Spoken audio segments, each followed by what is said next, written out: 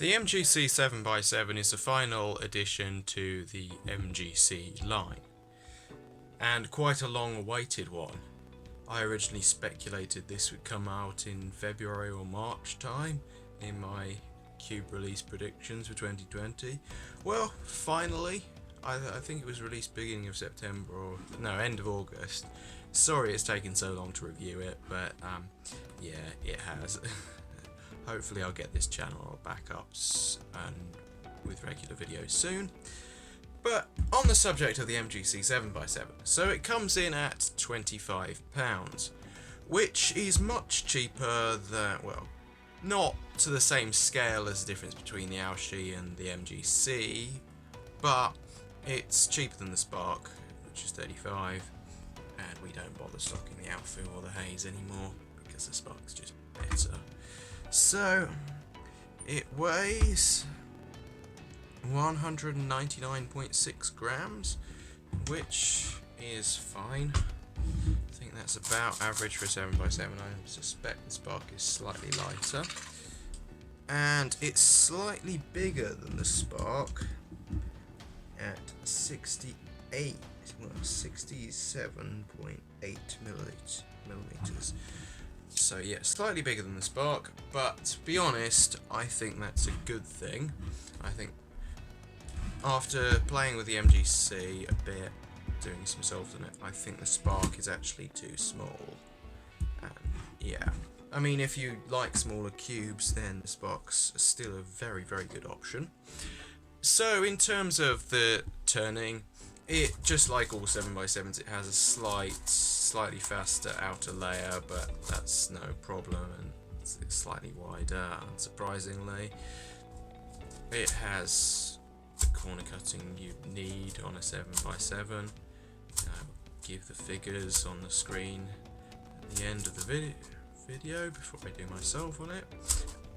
But yeah, it has all the corner cutting you need really on a 7x7. Lockups are rare, pops are very rare, although they do happen about the same frequency as on the Spark. No different there. Now, in comparison to the Spark, it's just like the Shadow versus the MGC 6x6, except the Spark is better than the Shadow as a cube. So, if you like the smooth, chewy plastic feel, then get the Spark. If you like the MGC plastic feel, or are on a lower budget, then get the MGC.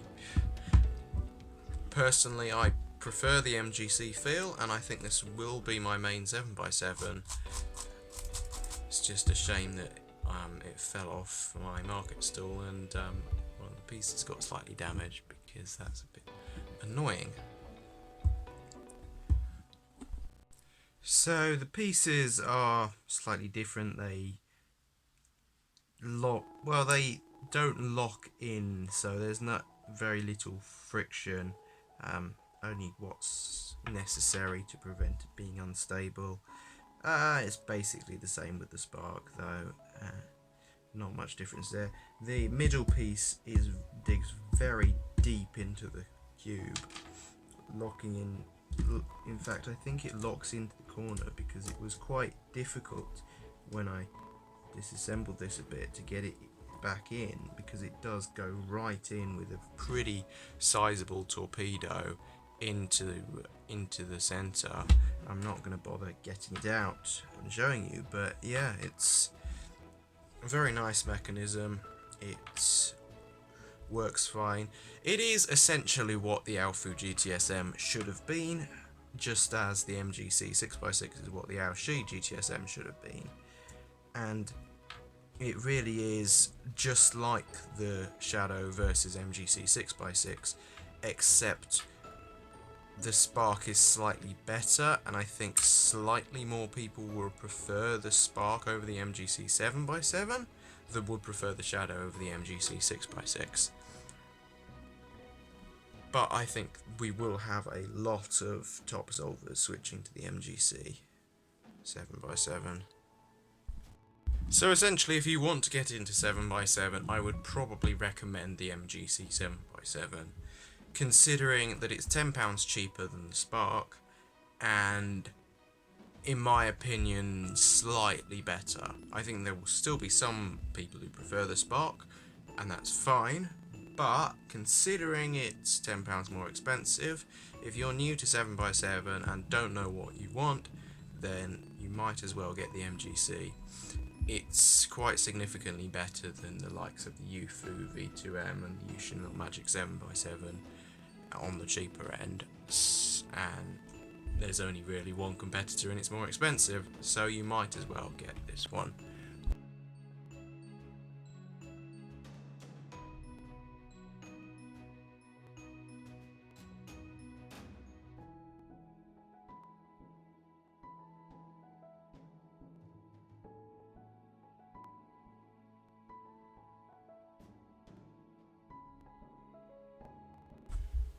So, in terms of upcoming cubing news, there is obviously the GAN 11M Pro coming out, just continuing iPhone naming schemes, as ridiculous as it is. It might well be the 11th GAN cube, possibly, who knows. But it looks interesting with the whole core magnet system. It means less magnets, and hopefully it won't be too expensive, but to be honest, we really don't know with GAN. It's their new flagship. It's probably going to be even more expensive than the GAN XS, so we'll have to see if it's worth it. I mean, we already know that Felix Zemdegs is using it as his main, and he said it was pretty much an instant main, so it could be a pretty good cube, but we really don't know yet. We'll have to wait and see. I will soon be releasing a review of the Yushin Magic M, which is a very nice cube actually, and spoiler alert, it's not just a magnetic version of the Yushin Magic at all. It's a new design, which really does raise the question: when GAN release the same cube 5 times and market it as a new cube each time, and Yushin create a relatively new mechanism. I mean, it retains the feel, but you can't swap pieces out and expect it to perform like a speed cube. It doesn't, and yet markets it as just the magnetic version of an old cube they've had that they haven't released a magnetic version for yet. Probably because the Yushin Magic line is popular, whereas the Huanglong line has kind of gone down because things like the Yushin Huanglong 5x5 are just rubbish, really. And yeah, the Yushin Huanglong 3x3 was fine, but it's just been forgotten about because it wasn't really that. It wasn't that great. It wasn't bad. It wasn't a bad cube at all for its time, but not many people liked it. Now, as for this solve, the storage ran out, so it's going to end abruptly. So you're not going to see me finish solving the 7x7, sadly. But so what? It was a rubbish solve anyway because of the horrible angle I have to do these at.